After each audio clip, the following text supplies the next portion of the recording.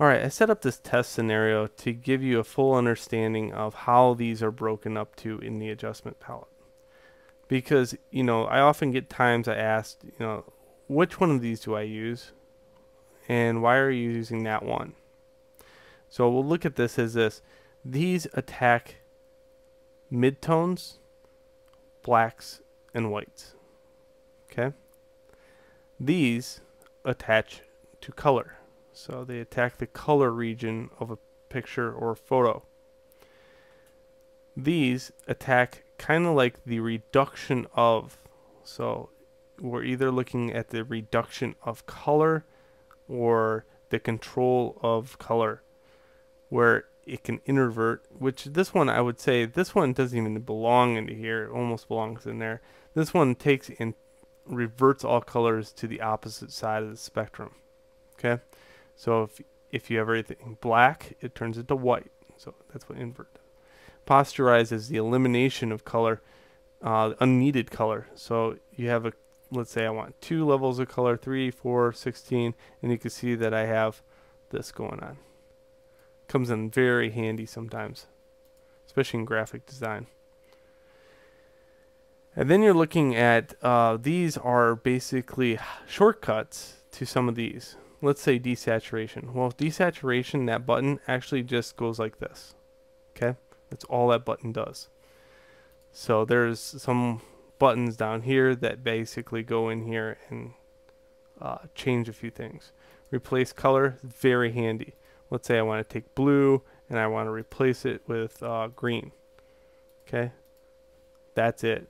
Let's say you had a blue car in a shot and you wanted to make it a green car. Very quickly, you can go into replace color, highlight the car, and choose what color you want the car.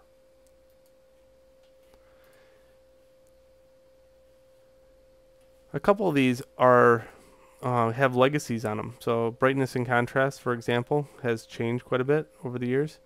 Where here, you notice with the legacy turned off, blacks are preserved quite nicely. Not all the way, but quite nicely. But with legacy turned on, blacks are totally destroyed.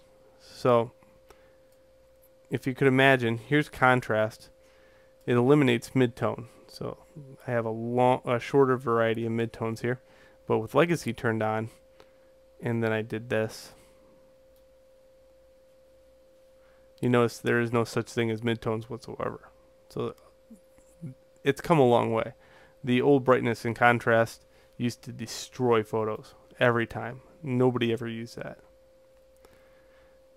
Alright, so what I would do is take my little doohickey chart here and kind of play around with things, because it will really show you how things work within Photoshop.